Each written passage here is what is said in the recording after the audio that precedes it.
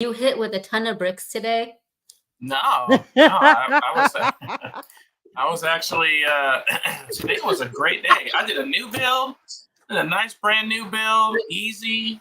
Let me turn on my light here.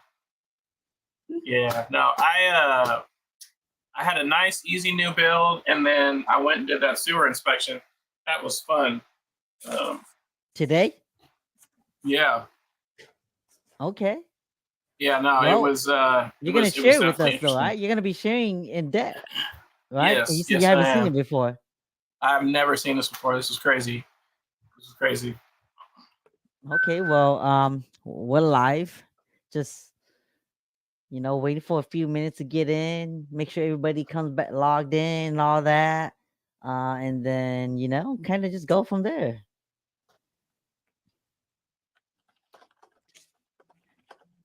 How about y'all? How was your days? How was everything?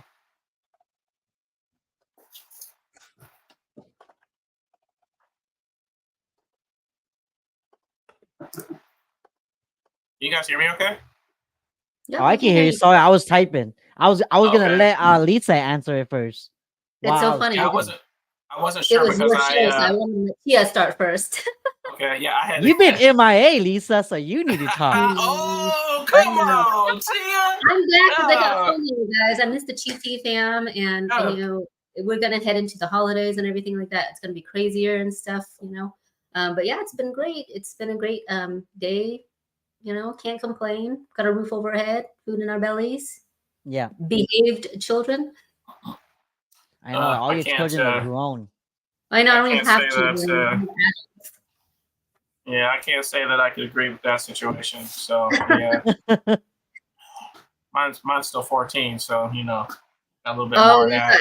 You got the challenging years. Oh yeah. Oh the yeah. Test your patience years, the years that will tell you whether or not you will become a good parent or not, right? Oh my goodness, seriously. That's when they could turn into Teen Hulk.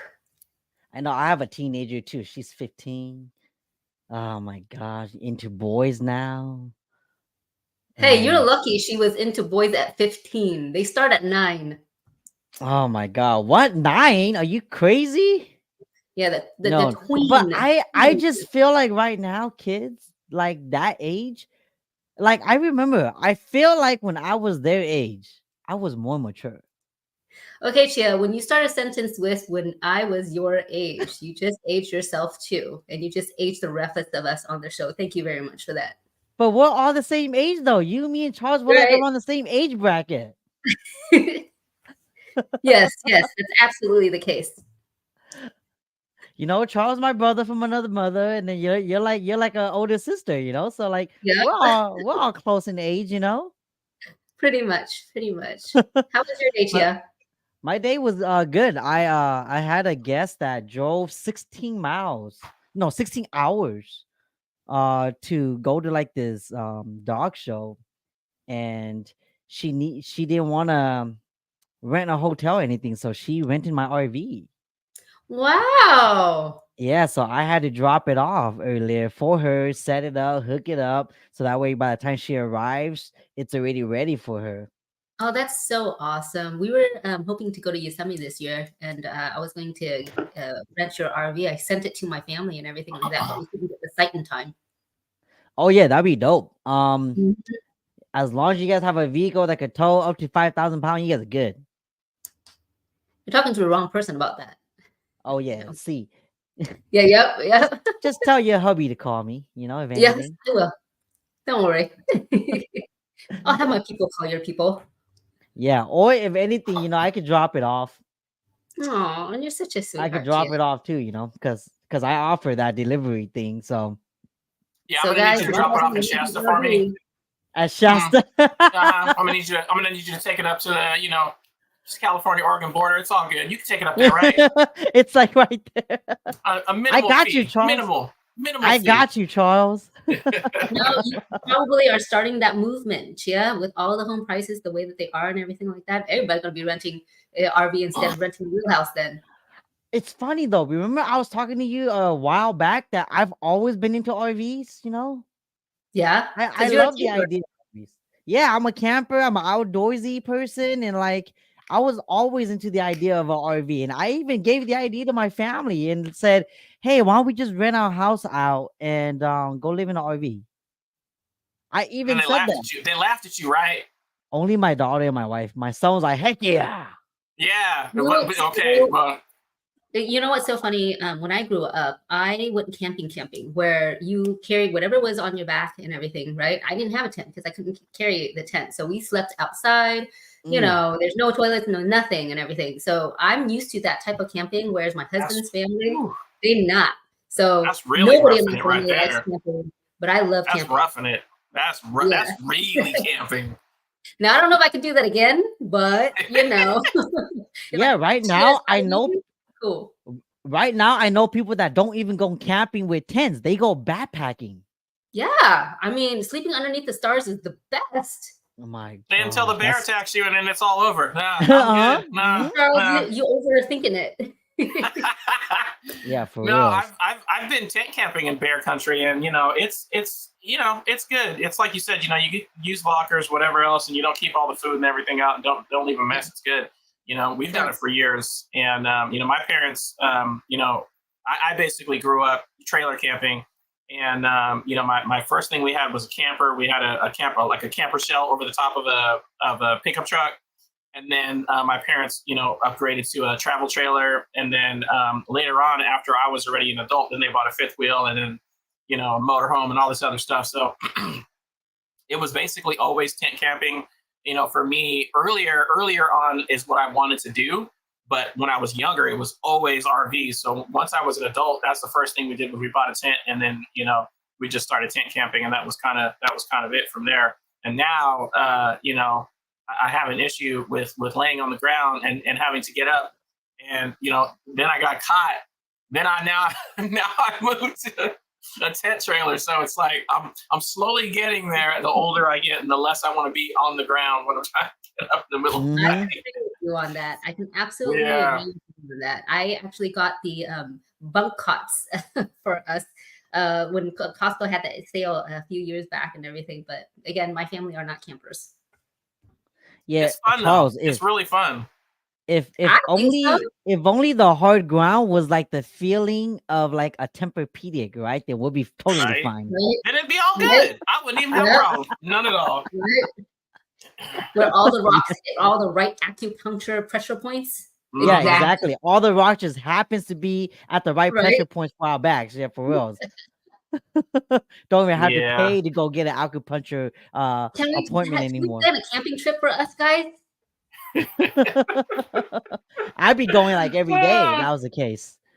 Oh, All man. right, well, let's dive into the market update. It's like 5 minutes in. Let's share some little data for the Chi fans, and then we kind of go from there with our topics. But today, just kind of give you guys a heads up on what we're talking about. We're going to be going over CCNRs. Okay, CCNR is a big thing that we've been getting people asking about. They're confused. They're confusing HOAs with like CCNRs, and sometimes they're kind of like they go hand in hand sometimes. So we're going to talk more about CCNRs. We're going to talk about this Airbnb, situation that happened out in SoCal. Some of you guys might have seen that, but we'll talk more about that later. And we're also going to be talking about assumable loans. Okay. And if we have a little bit more time, we're going to be reacting to some videos. Charles has something he wants to share with us today on his home inspection that he did earlier today. So we'll talk more about all that today on the show. But first, market update. All the good stuff. What's happened so far this week and this past month? Let's look, shall we?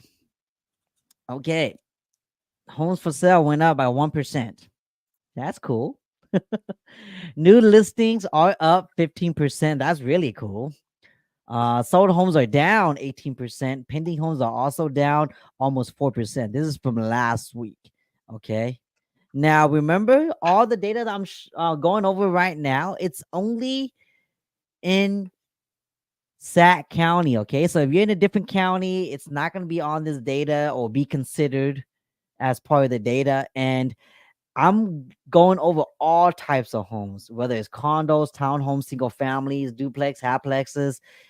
If it's all of that, it's gonna be all in here. Okay. The reason why I don't specify into just a single type of home is because we're gonna be here all day. Okay. So I figure I'll just go into like the general idea of a whole bigger picture in Sac County, because it does kind of go hand in hand. Okay.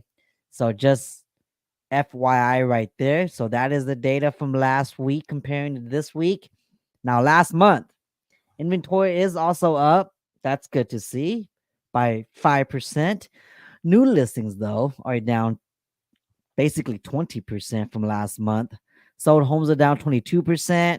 Pending homes are up from last month, 6.7%. Same time last year, inventory is down 42%. Yikes. New listings are down 27%. Sold homes are down 28%.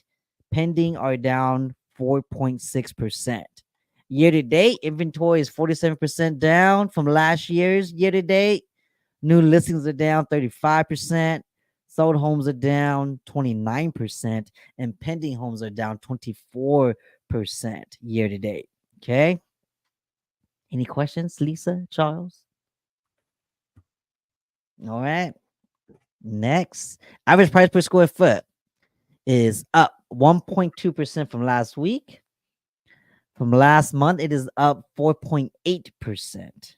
From last year, it is 5.5% increase, more higher. Year to date, it is 4.3% lower than last year. Year to date. Okay. Average price per square foot. I'm still getting people confused about average price per square foot. Lisa, can you share what average price per square foot is to the best of your knowledge? So the average price per square foot, okay, a lot of times when people break it down, especially when they're trying to do comps, okay, and then we can have an appraisal come in and talk about that more later on too. But basically, a lot of times when you're buying a bigger house, you're not necessarily getting a better value sometimes, because when you break it down to price per square footage, right? Mhm. And It actually typically, goes down. right. I mean, typically you can't gauge on that as well, because the Right. bigger the house is, the less people can qualify for those houses too, or the less people that actually need those houses. So the average house that you're seeing on the market right now, which is roughly about the 500 to 600 range here in Sacramento area, okay, the price per square footage is going to be a lot more higher because it's more desirable. It's in a more affordable price range for first-time buyers. It's a more affordable price range and gives a better rate of return for investors, and also for people who are downsizing and say, hey, I don't want this big giant house anymore. I want to retire and I want to be in a house that only has one story. So that is the biggest reason why I see as a lender why the square footage is a little bit higher on that. And it doesn't mean that smaller houses more expensive. It's just the more desirable something is, the whole supply and demand thing, right? The more demand that there is, the less of the supply that there is, the more the price is going to be. Yeah, so basically, Chi fams, don't comp your house based off of the average price per square foot, because Correct. every home is different. You don't want to do that. It's always better to compare apples to apples with other homes in the surrounding area. Don't go based off of average price per square foot. Right. Nailed it. Okay, so average price per square foot is up 4% from last month comparing. And same time this month comparing to last year, it is up 5.5%. It is down 4.3% year to date compared to last year's year to date. Okay. Days on the market. How long it takes for a home on average to go pending. This past week, 25 days on average. And 99% of sellers are getting what they're asking for. Comparing to last month, it's 26 days on average versus 24 days last month. And then last year, same month, 26 days this year, 36 days last year, same time in October. Year to date, on average, this year is 32 days. and for last year it was on average 20 days. Okay, so homes are still going pretty quick. All right, and I had somebody because I shared a post on my social media this past week about this, and somebody mentioned, oh yeah, I mentioned about the interest rates. I said the interest rates are high, right? Why are there still multiple bids going on? What's going on? And somebody mentioned, why is that? I thought homes are staying on the market longer. The only homes that's staying on the market longer are the homes that are overpriced to begin with. Yeah. If you price your home correctly, it's gonna go. It's gonna go quick. Okay. So that's what we're seeing despite interest rates being high. Okay. So yeah, I know it can be a little bit confusing when you look at some of the data and then you're browsing on your cell phones through the consumer apps like Zillow, Realtor, and Redfin, and then you're like, I've seen that home been on the site for like weeks, months, and then you just uh think that's how it is with every home on the market, but that's not how it is at all. It really, really depends on how they price the home to begin with. That's gonna ultimately decide whether or not the home's gonna sit or it's gonna sell. All right. Average price sold, average price active. From last week, it is down 1%. Sold price average is also down 0.5% from last week. Now, from last month, 2.7% lower on active price and 1.6% lower on sold price. Okay, so a little bit of a slowdown there. A lot of people are like seeing this and they're like, that's not enough. Still not affordable. Rates are too high. For real, man. Rates are going up so fast. Oh yeah. Now, active price same time last year, it is higher by 9%. Sold price is also higher than last year, same time by 10%. All right. You know what? One of these days, we got to go back to one of our live streams from last year and just look at the data and see how much it's changed. See our reactions of our reaction during that time. You know what I mean? I have a feeling our reactions are pretty much the same. It's like, wow, look at that, it's going up. Still, inventory is so lower. It keeps getting lower. Prices keeps getting higher. Interest rates keeps getting higher. Yeah, because look, it's right here. Yeah. Okay, so active price year to date this year is 9% higher than last year's year to date. Sold price is down by 3% compared to last year. Okay, so this is 582,000 versus last year to date was 601,000 on average sold price. Okay, questions on that, Charles, Lisa? Okay, let's go into the month's worth of inventory. Look at that. Don't pay attention to this. Okay, this is not really as accurate as this. So we are at 2 months worth of inventory versus last month it's 1.5%. So a little bit more inventory, but it's not enough to like help the cause of what's going on right now. Okay, so that same question I answered earlier about like how prices are going down, but it's not going down as much as interest rates are being high. So your payments are ending up being higher anyways, versus when Mhm. it was higher, like this is it right here. This is the cost, supply and demand. Okay. Supply is still very low until this goes above 3 months worth of inventory. Like preferably 4 to 6 months, prices is gonna probably remain like high. Just FYI, okay? So same time last year, a little bit lower than last year, 2.5 months last year, even 2 months this year worth of inventory. And year to date this year is 1.4 versus last year it was 1.7. So look at that. That's very low. So far this year on average, year to date, it's like 1.4 months worth of inventory, basically. That's hecka low. All right, that's the market update, y'all.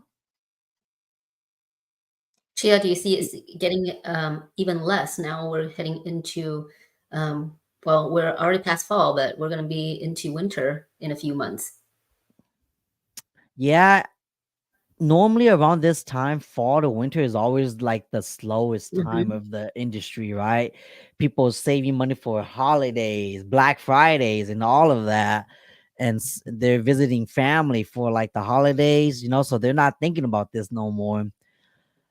Everything's gonna slow down. So all these stats are gonna slow down. Everything I just went over, the sold, the days on the market, average price, everything is gonna slow down. Like there's even people that if they didn't sell, they weren't able to sell their home before fall. Like we're already in fall. They're removing their listings and resuming putting it back on the market next year, like after the holidays, you know. Yeah. And then around that time, next year is going to be very unique though, because next year is elections. Mm-hmm.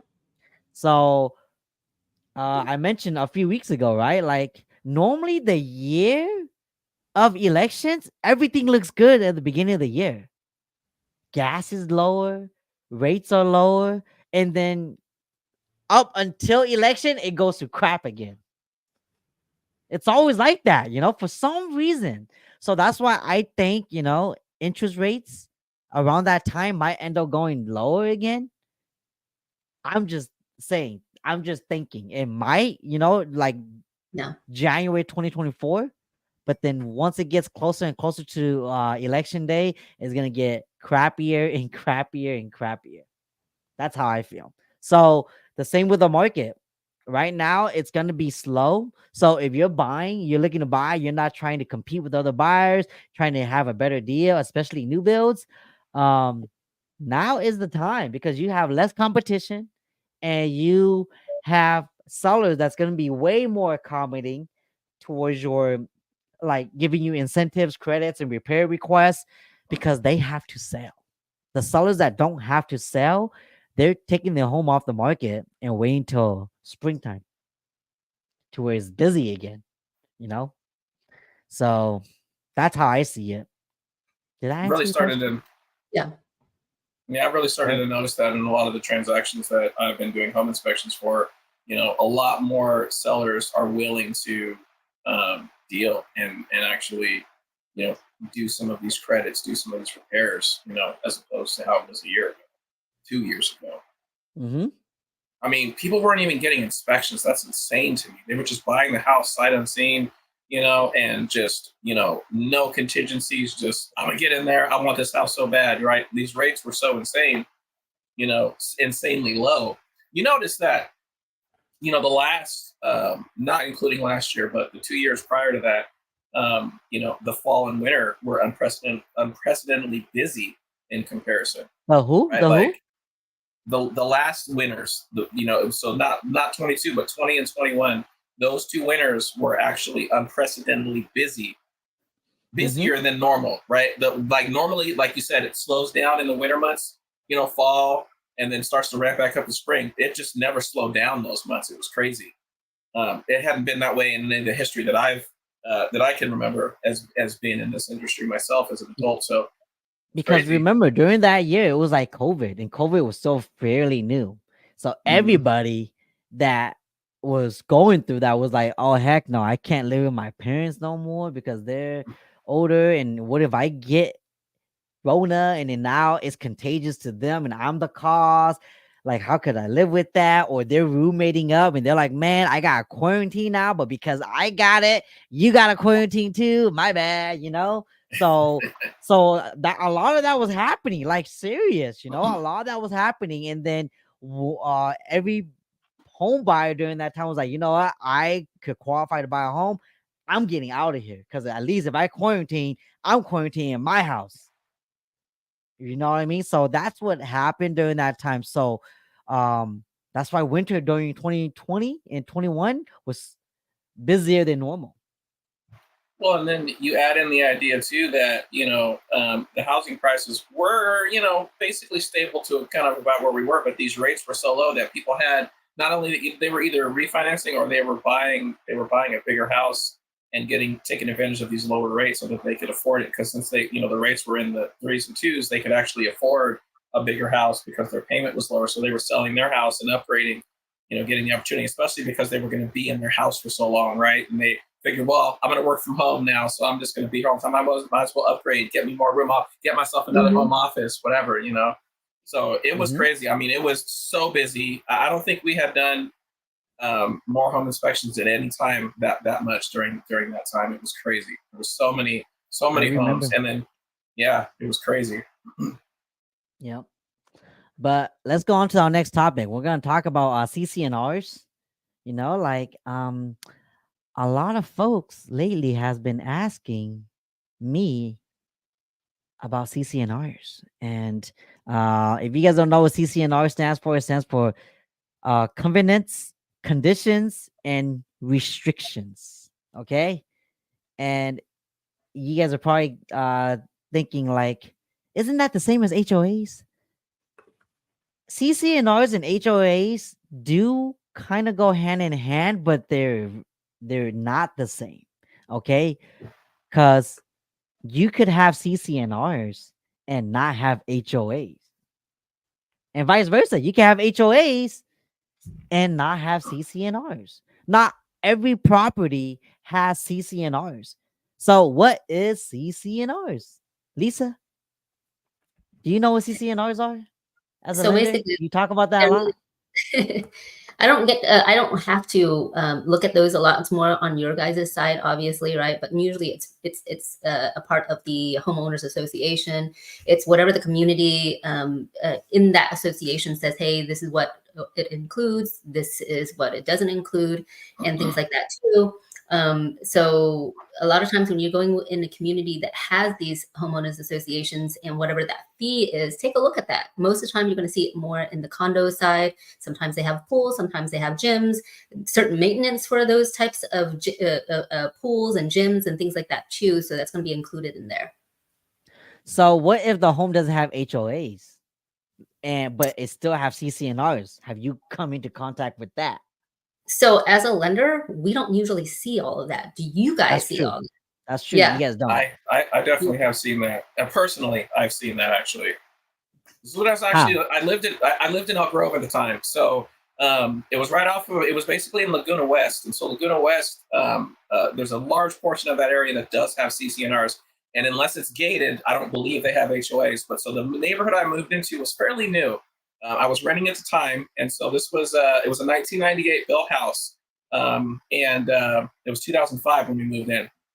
And so basically, they didn't have an HOA, so there wasn't like a group or any of that kind of stuff. But they have a town center, and they have members of this community that go around. And even though like HOAs, they have like their own people that go around and do things. So it was actually, they have a town center and they still have meetings and they still talk about things and they still have these rules. So when we moved into that neighborhood, we weren't aware of that, right? And so there was a lot of different things. Basically, like you said, it's very similar, but there was like a neighborhood lady that would kind of walk around and go and check on things and, and basically be the Karen of the neighborhood. And it's funny. I have another story about that, but we'll go into that later. It was basically just like, from everything that I saw, it was just like an HOA, except there wasn't a central governing necessarily, and there were no dues. But it was very similar where there was a lot of different regulations, a lot of different things. And the only time that they were really enforced is when somebody from the neighborhood brought it up to someone else. And then they brought it in from the Laguna, what you call it. See, so that's the funny thing. That's the funny thing about CCNRs, because you would think like in an area or a community where there's no HOAs, but there is CCNRs, who enforces them, right? And it's being Mhm. enforced by the people that live in the community only. It's and then you know what happens when it gets enforced, right? Of course, who do they call? Since there's no homeowners association, they call the city, and then that's when the cities come out and they send you a notice or a warning. So, for example, I have a story to share. I know someone, right, that a while back they built a chicken coop in their backyard, okay, and one of their roosters must have been, you know, making noise in the morning. You know what roosters do in the morning, right? Mhm.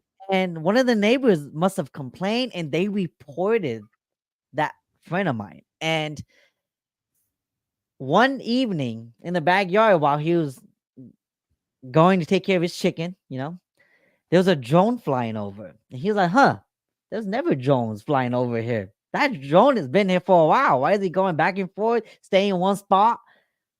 And then a week after that event, he received like a notice from the city saying that we noticed that there was an anonymous reporting that you have chickens, you're raising chickens in the backyard of your home.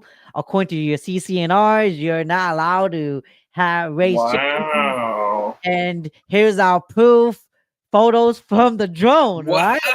It showed all of Okay. that on there too. Okay. And he's like, what the heck?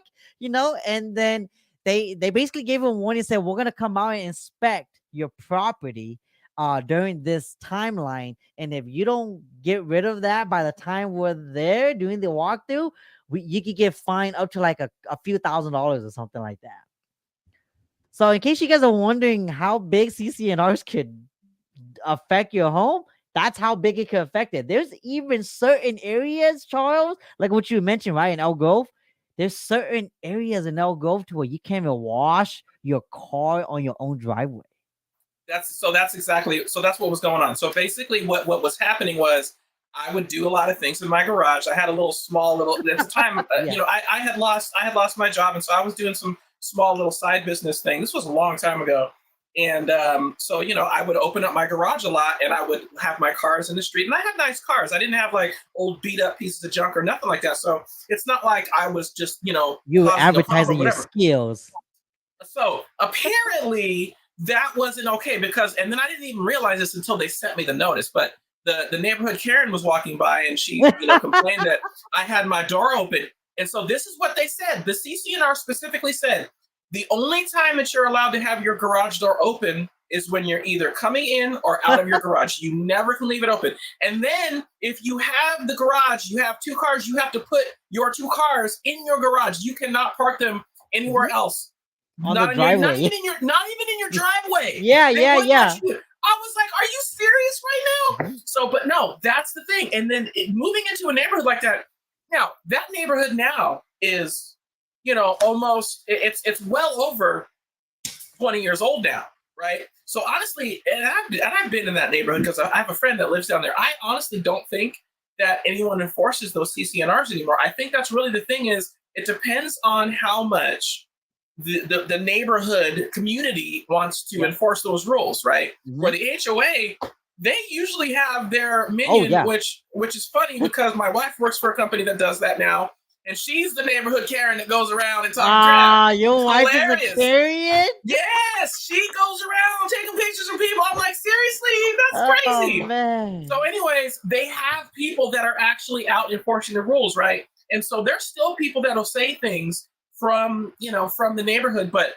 they also have people that will investigate claims and things like that, right? So same thing. They had a picture of it and everything. Well, you're out in your driveway. You're not supposed to be. You need to close your door. And I was just like, wow, okay, well, apparently I broke the rules. I can't have my garage door open. So, yeah, that was my story. I can't believe they flew a drone back there. That's crazy. Yeah, like this was before drone was even like that popular, like how it is right now to the consumers. Because right now, every person I know has like a drone, right? But during this time, it wasn't even like that yet. So the only people that had drones were like, popos and photographers and videographers. That's it. But not everybody, So like, that's crazy, man. And So the reason why I'm sharing all of this on today's show is because if you guys are buying a home and there's CCNRs, you don't have to be afraid of it if you know how you're gonna live, okay? But there's pros and cons to everything, right? And CCNRs might make you feel like, oh man, this is my home. Why can't I do this and do that or do whatever I want to it? Well, you gotta understand, they don't want your community to end up being like run down, basically. A So they dump. want, Yeah. yeah, they don't want to be a dump. So they enforce these CCNRs so that way your home could look lovely, and it's gonna make your property value go up over time versus an area that might not have CCNRs. Because believe it or not, some clients that I've worked with in the past loves the fact that there's HOAs or loves the fact that there's CCNRs. And some other clients are like, oh, heck no, I would never buy a home with CCNRs or HOAs. They swear by it. So it all depends on your lifestyle. Depends on who you are. Are you that type of neighbor? Are you that type of neighbor? You know what I mean? If you're that type of neighbor, then maybe you might not want to live in a place that has HOAs or CCNRs, But Yeah. Or guys, I mean, another idea is just to get to know your neighborhood Karen, okay? Because nobody will know if neighborhood Karen won't say anything, right? And be friends with that person. So you know what's funny about this? When you sell a home or when you buy a home, okay, there's transfer disclosures, okay? It's called the TDS form. You guys gotta disclose knowledge about your property that you're selling. So if there's a Karen or there's a neighbor that you don't want to call them by their name, but you just don't like or you've been having conflict with, that's knowledge you have to share. People don't realize that, but that's knowledge you have to share. And if you decide not to share because you're thinking that might deter buyers away from your property selling, then if a buyer ends up buying your home and they end up finding out that you knew, they could come back and do some damage, okay, to your pocket. So just FYI, okay, you're supposed to disclose everything you know about your property, even like something as small as oh yeah, my street, they do quinceañeras every Saturday. Like whatever, you gotta mention that because there's a question on that TDS form that clearly states, do you notice noise, neighborhood noise, or anything like that out of the ordinary? Trains. You have to disclose all of that. Fire trucks to be driving by. Yeah, airplane driving past you because it's an easement, because the airport's right there, So knowledge like that you have to share. And CCNRs and all that is one of them. Now, if you've been in a home for a long time and CCNR goes away, great. And you thought it had it or you didn't know it had it, you're not sure. One way of finding out is call a title company to do a property search on your property, and then from there they'll be able to tell you if you have CCNRs. And when you buy a home, the title company actually gives you all those documentation, so that way you have full knowledge. They give you your natural hazard disclosures to make sure that you're not in a flood zone, or if you are, wildfire, earthquake, tornadoes, whatever, they give you all of that so that way you have knowledge about the property you're about to pursue and buy. Okay, so you get that from your title company. All right. And now that's CCNRs, y'all. So yeah, if you live in a place that have CCNRs, don't raise chicken. Don't build like a chicken coop in the backyard, okay? And don't wash your car in the driveway. Can't do that. Yeah. Not all CCNRs enforce the same restrictions. Certain areas in Algo might enforce you can't do what you can't do on your driveway, but other CCNR communities might allow you to do it. You just gotta read the fine print to make sure that it's in there or it's not in there. Some places might even allow you to have chicken coops, but that doesn't mean all areas allow you to have chicken coops, okay? That is so funny. Jerome. Dude, it's a true story, man. That is crazy. It's kind of like during July 4th, right? There's always drones flying over because they're trying to catch to see who's shooting illegal fireworks, It's kind of like that. And then when they realize they're in the hood and everybody's doing it, and they figure, man, we can't find every homeowner here. It's just whatever. Okay. What is next on the timeline? Oh yeah. Charles, didn't you want to talk about your inspection today? Yeah, I can. I thought we were going to talk about something else first, but no, I can absolutely No, we'll talk about that. show this disgusting thing. This is totally fine. Disgusting thing. So, well, first off, I got to talk about. I'm going to be talking about a sewer line. So, this is again. I'm going to stress the importance of inspections, right? The sewer lateral inspection, I feel like, is probably one of the things that most people just don't really think about unless they're educated, and then to have an idea about what it actually is and what you're working with, right? So you're going to buy an older home. If you don't get a sewer lateral inspection, you are definitely going to be in for some things, most likely, because unless the seller has already replaced the sewer line, there is a good chance that there's something going on in that line, right? This house I just did the other day, I think it was 40s or 50s built, and the entire line was cast iron. And so just to give it a backstory about what the actual sewer lateral is. The sewer lateral is the pipe that leaves your house and then connects to the city or county or whatever the municipality is. Whoever takes your poo water and takes it and treats it and gets rid of it, right? So your showers, your toilets, this is not drains. This is not like storm waters, drains on the street. This is literally sewage. So anything that comes out of your house that is, from your toilets, your showers, your sinks, all of that stuff is what goes in that line. Most modern houses have a plastic line. Anything that's built in the 70s, 80s, or anything before that will most likely have something called transite, which is like a mesh between concrete and asbestos and a few other things. And then before that, they used clay, they used cast iron, they used Orangeburg, all these different types of materials that they were experimenting with over the years and figured out this is that. So anyways, this is let me see. Yeah. What am I doing? Window entire screen. That one. Boom. Okay, so this is the typical cast iron line. This is what a normal cast iron line would look like. And as you can see, lots of rust and scale and all that all around the sides and all that. So in this particular case, line itself wasn't too bad. I mean, running through it, it was fairly decent. After I got to a certain point, there was an obstruction in the line, and this was the craziest thing about this, though. So as you can see, you can see here, right? Here, let me pause that. So what do we see here? We That's see like a bunch of marbles. Yeah, let me back up a little bit. All right, so what's that? What does that look like? Oh my God, that looked like some Halloween pre-candy bags. That is a Ziploc bag, right? Yeah. Why is there a Ziploc bag in the sewer line, right? Okay, so just crazy stuff like this, right? So now back up a little bit more.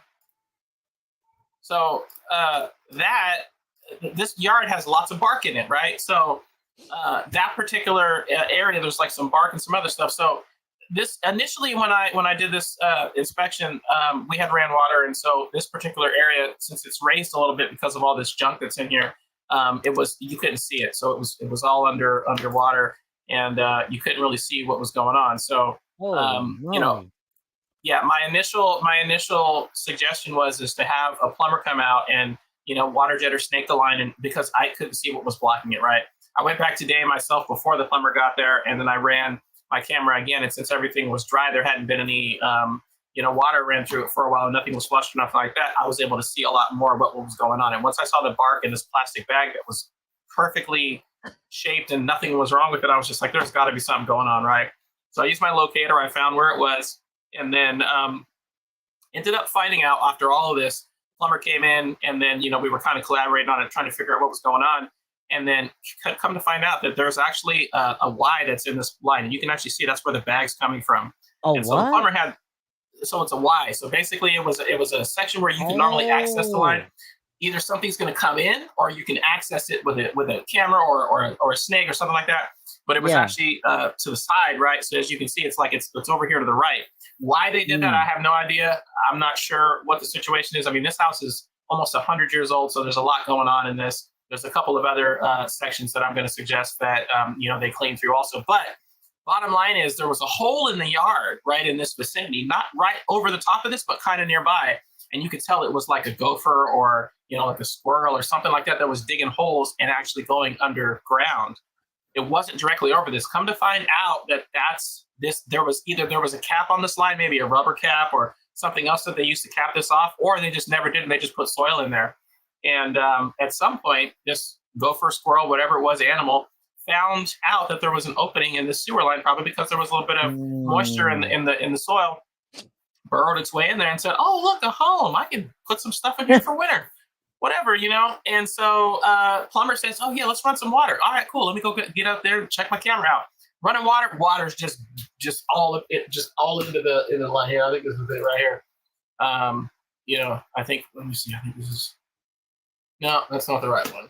I think it's this one.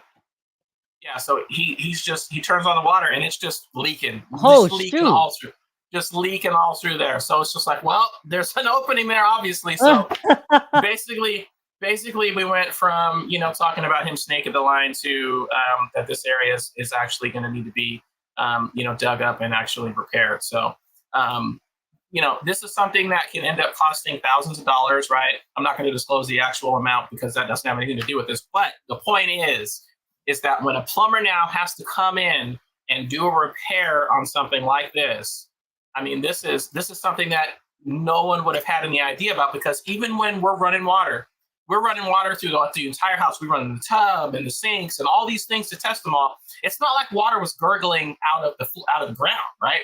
Because everything was flowing fairly good. This is about 1.5 feet, 2 feet down.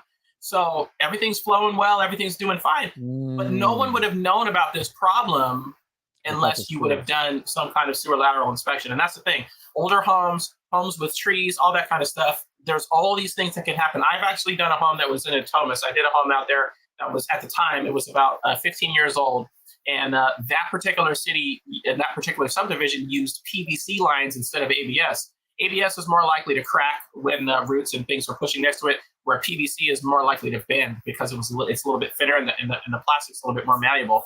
So the root didn't break through the line, but it dented it and impacted it so much that it was halfway obstructed by that root.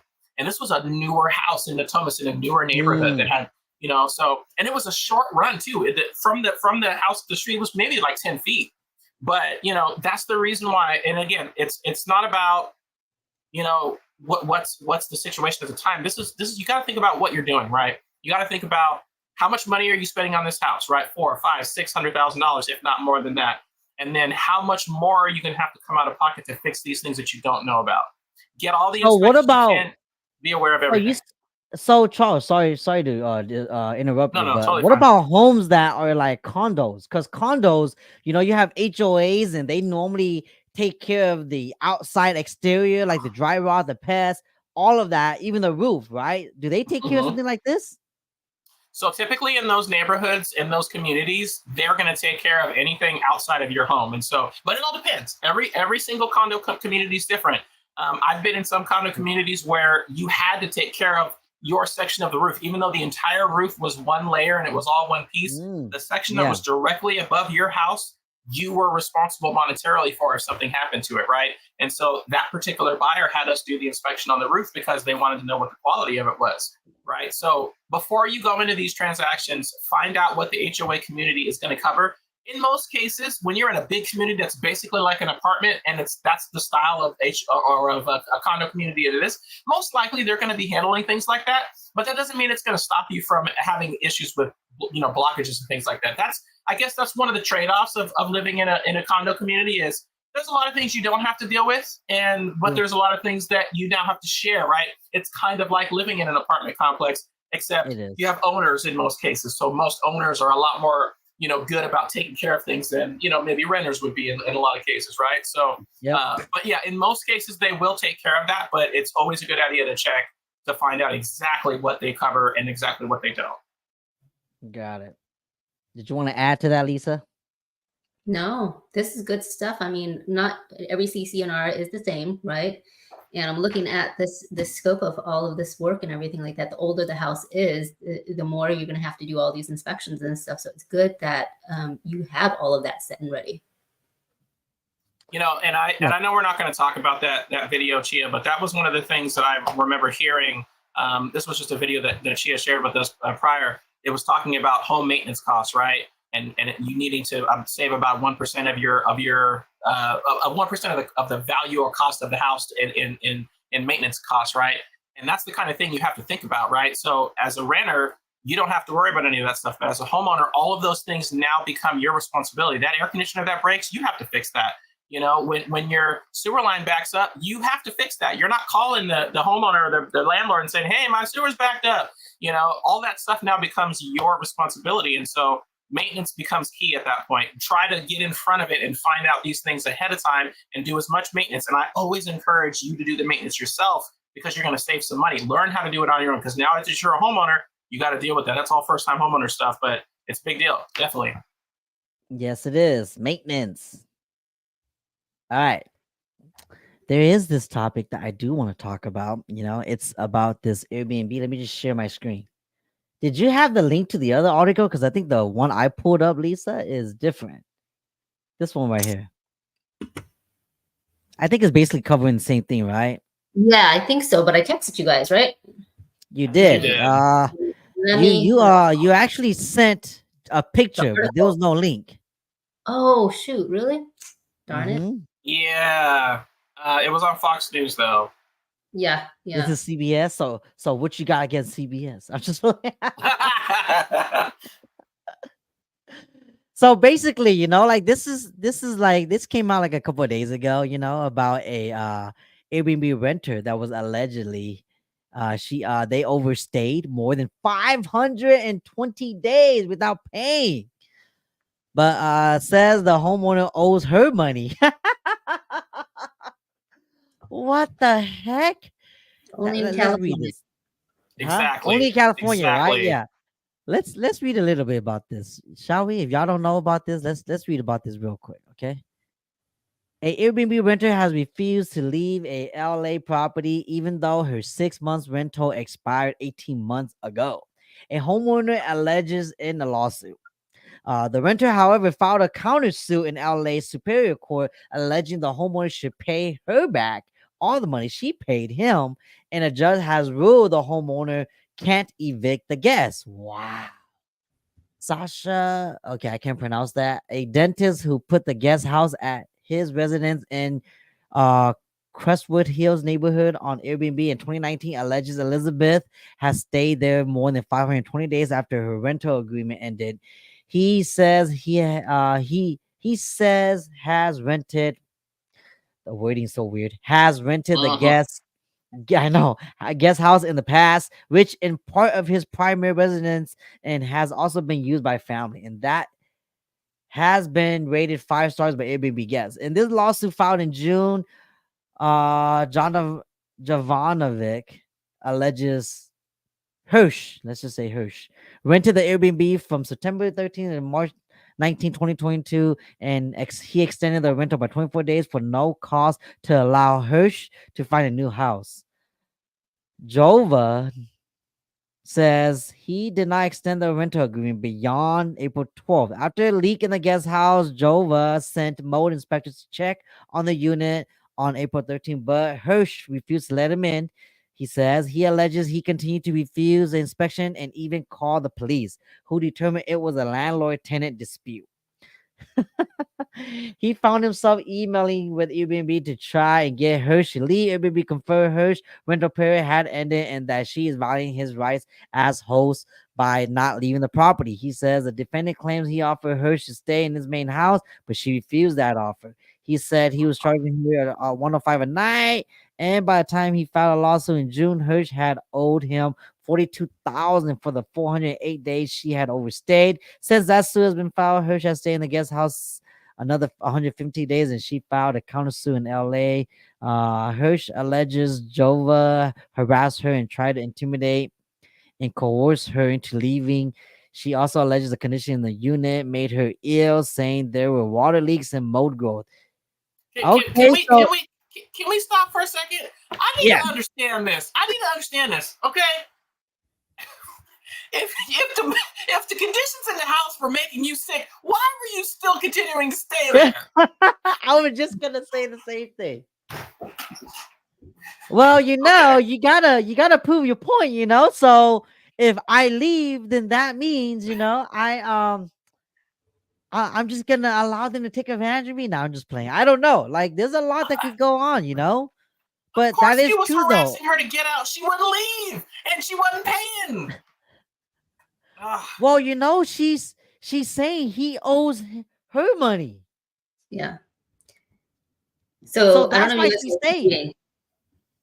I think that a part of it, guys, is because one, that places where she's staying and everything like that, it's not permitted. Oh. She knew that. She knew that. So she threw that in their face. That's the reason why the judge ruled it that way. So you guys, when you're doing real estate and you're really having all these guests coming in and out, because we have an Airbnb as well, you got to make sure that you know the rules backwards and forwards. Because to me, just reading this, okay, and being an Airbnb host myself was like, okay, how are you able to throw everything in and get away with it? Because the judge ruled in her favor. Guys, okay, it's so unfair. Being a homeowner is not always what it's cooped up to be, right, guys? I mean, this is case in point. But if you're gonna cut corners, do shortcuts and everything like that, she not only got at him because it wasn't permitted and everything like that. Now she's complaining that the building's not up to code. She won't even let him come in to fix all of that. So the intention, I think, is already from the get-go. Hey, this is what I'm gonna do. She had a plan.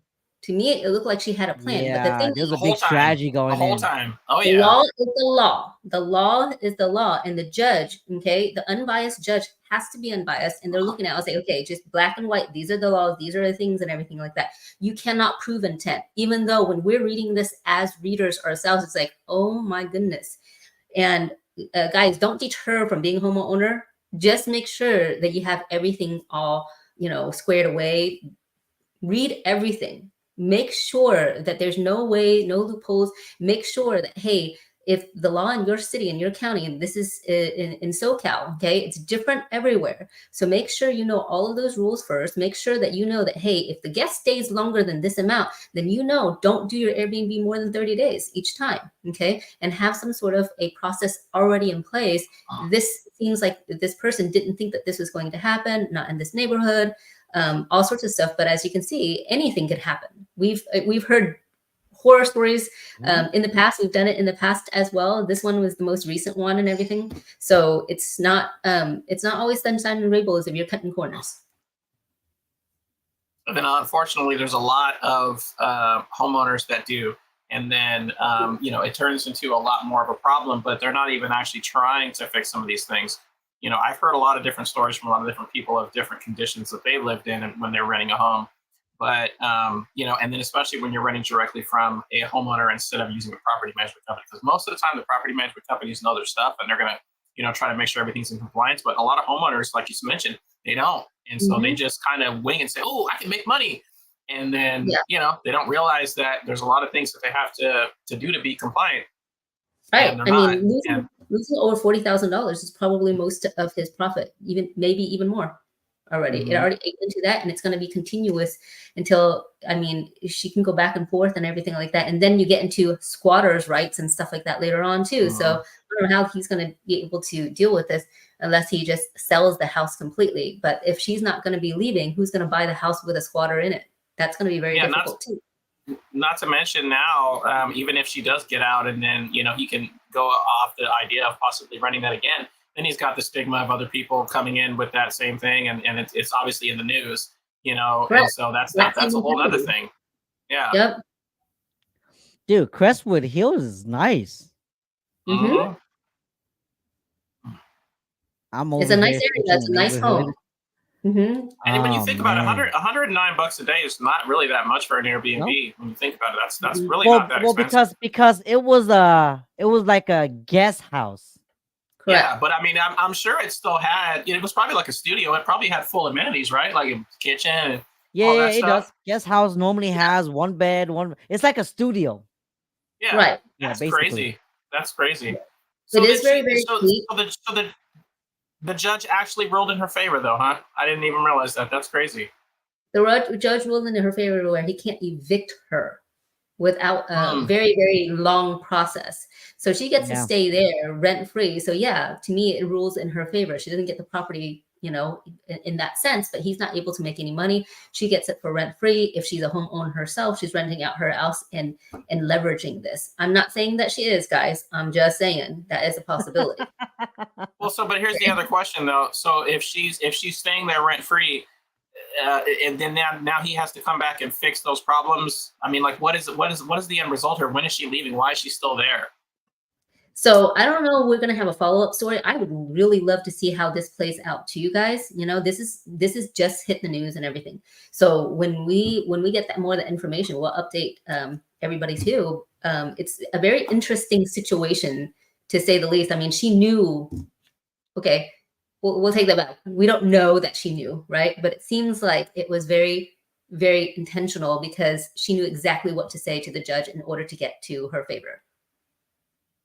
Okay, Oh so man, this is. you stopped reading around that part after the H&R Block thing. So what's the rest of that? So she alleges that Jovanovic began heavy construction a little bit further down. Oh, you mean right here? Yeah, like right Yeah. there. So She construction of the alleges house. Jova began heavy construction outside the guest house, which led to her exposure to fumes and other odors. She also claims he played music all day and night, placed rotting trash at the front door of the guest house, shut off the hot water, padlocked her mailbox. Wow, took personal items and unlawfully entered the unit. Hirsch also alleges Jova turned off the water and HVAC unit and installed a camera above the door of the guest house, claiming a breach of quiet enjoyment. Well, you could install a camera for Airbnb, from what I understand, like in the backyard and the front door. You just gotta disclose that you have a camera, but as long as it's not inside. A covenant that the landlord will not disturb the tenant. Oh, okay, but maybe it was a breach because he installed it after the fact. Okay, Right. that might be So true. Yeah. it is, and that's the thing too. She's catching Yeah. everything. She knows. She's knowledgeable. Man. Yeah, Yeah. she's waiting for this to happen, and it's kind of like a game of chicken, right? Who's gonna bend first? Oh my lord. And at the same time, these lawyers are getting pretty pennies. Oh yes, they are. The countersuit alleges that because Jova did not obtain a certificate of occupancy for the unit from the city of LA, the most he could charge for rent is $0. Wow. That's part of the problem. So he didn't actually Yep. look into this and do it properly. So that's why he can't technically charge rent, right? So that makes sense now. Mm-hmm. Certificate of occupancy. Okay, that's not a permit though. That's a We don't. certificate. That's a certificate stating that you're gonna do short-term rental, right? Correct. That's a short-term rental permit. Yeah. Now, Okay. do you have to now, if you're going to rent the home, do you have to have the same type of thing, but something that's meant for, like, you're basically saying that you have the right to rent this home, or that you're allowed to do that? Is that something that you have to do for any? I guess it's every area, every city is different, right? It Every is area different. It is different. From what I understand, short-term rental is under like 30 days. Anything over 30 days, you consider like a tenant now. So that you need like a basically a lease now. Yeah. So that's why if But you go rent otherwise, an Airbnb and you say to the host, "Hey, I want to stay for 2 months," they might say, how about we do 29 days at a time?" Yeah. I mean, it's going to get harder and harder for Airbnbs. It's going to get harder and harder for rentals too. Now with insurance companies in California, not really, a lot of insurance companies are really pulling out of California too. It was hard enough to get short-term rental home insurance, and now with all these issues and everything like that, I don't know if Airbnb is as viable anymore. So we actually just got rid of our last one. Yeah, insurance right now in California is just crazy overall, right? Which, we're supposed to have an insurance rep come on the show one of these weeks. I need to call her again Mhm. because she's been busy, but she could talk more about why that's the case. We spoke a little bit about that last week, me and Charles. But yeah, even with short-term rentals, my gosh, if you're not grandfathered into like Mhm. a short-term rental insurance, you're paying crazy arm and leg fees for your insurance. And yeah, so I mean, if you guys are interested, you guys want to read about this, just Google it or here's a link to it. You guys could go and read it yourself. But basically, like there's a reason, like people read this. The reason I want to bring it up is because people saw this headline and they're thinking, Mhm. oh, I'm not going to do Airbnb no more because I'm afraid someone might do the same thing to me. You got to read the context. What amount to her staying so long? It was because there was a lot of back and forth drama already that built up a lot of tension. And then as she was staying in the home, there was more stuff that came up that ended up delaying everything and making her stay longer, And so that's why it was the way it is. I mean, not saying that, it's always sunshines and rainbows when you're renting your home out, but when you live in California, everything goes. Mhm. Starting a Hmm. business, there could be drama, like working a 9 to 5 and just having a W-2, something could go wrong. So if you really want no risk, then just don't go out. Just stay in your home. Right? Like that's how life is. Like I was saying this the other day to my wife. I was like, we're so afraid of things happening out of control, then we shouldn't even be driving our cars. Because there's Mhm. Yeah. maniacs out there that will hit us, and there's more people dying from car accidents than people dying from like renting homes or doing things like that. You know what I mean? So there's always Hmm. something crazy going on out there in the world because that's just people in general. People are not perfect and people make mistakes. And in this case, this Airbnb host made a mistake, and did not do the proper, permits for the room. And then the lady stayed there long enough to figure it out. And things happen. And then, but this is probably like one in like what would be the ratio for something like this happening if you were to decide you wanted to do something like this? Like one in a million, 1 in 1,000. Lisa, would you say? It's not like it happens Jeez. every day. Yeah, it does not happen every day, but I was wondering, in order to get to this point and for her to find out about this property in this way, I'm wondering if, just playing devil's advocate in the back there, did she do this before? So if I was the homeowner, I'd get my attorneys to figure out if she's done this to Airbnb hosts before, then they can prove intent as well. And that might give him a little bit more leg up. Say it again, but slower this time. So if I was this homeowner, right, and he's back, if I get him back and forth, she's fighting with him with the law, which she should. If I was him, I'd go back to see all the records because most guests they'll the host will have a rating for them too, just They do. as back and forth, right? I'd get their lawyers to see whether or not she has a history of something like this where she's testing the boundaries. She went to another Airbnb, overstayed about 30 days instead, and did another 60 days. And then she kept looking at this in the track record of that. And I don't know if they can subpoena for her equipment to say, hey, this is the research that was on her laptop, her phone, things like that. Of course, to get that, it's probably very, very, very costly. To obtain all of that, to subpoena for all of that, there's got to be some sort of good reason and stuff like that too. But again, the easiest way that I would think is to go back to her track record and to see if there was any other issues. And even if there wasn't the same exact issues, does this guest have a There history? could have been red flags. Yeah. Correct. Hmm. There should be that. Definitely. Yeah, Yeah, I would I definitely think that's what I like about Airbnb is they don't yeah. just vet the host, they vet the guests. And Yes. like I even know like someone that's a host on Airbnb, and a guest was trying to reserve their Airbnb for a weekend and Airbnb didn't even let them reserve it because Airbnb vetted them and said that we kind of have a bad feeling about you. They didn't say that, but then they basically said that, right? Indirectly, that we kind of have a bad feeling you're not gonna honor the terms and restrictions of the Airbnb guidelines. So we're not gonna allow you to reserve this house, And then the host was like, "Why won't you reserve this place for that person? I need the money or whatever, right?" And the Airbnb just basically told the host, because we feel iffy about the guests. You'll thank us later. Yeah, but basically, you think us later. We've seen this many, many times before. Now, guys, don't rely on that. If you decide to do Airbnb and you're a host, Airbnb favors the guest more so than the host. That's one of the biggest complaints that hosts have. And definitely do your due diligence. Don't just look at somebody with a 4.5 star and whatnot and go, oh, okay, that's cool. Look at the whole entire history. Just like Amazon, when you're looking at the reviews and everything like that, look at the bad reviews too, not just the good ones.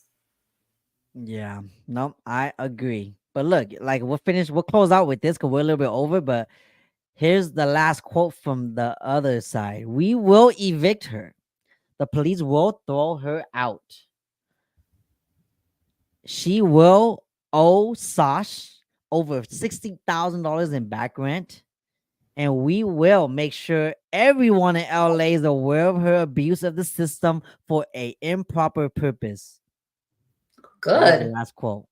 Good. I'm glad that So they're they're going still, to. I guess they're still fighting this then, huh? Yes, they are. It's going to be a long thing too, because she's going to try to appeal it, all sorts of stuff. And her attorney, if he's on retainer or whoever her representative is, if they're looking at, I was like, this is a money bag.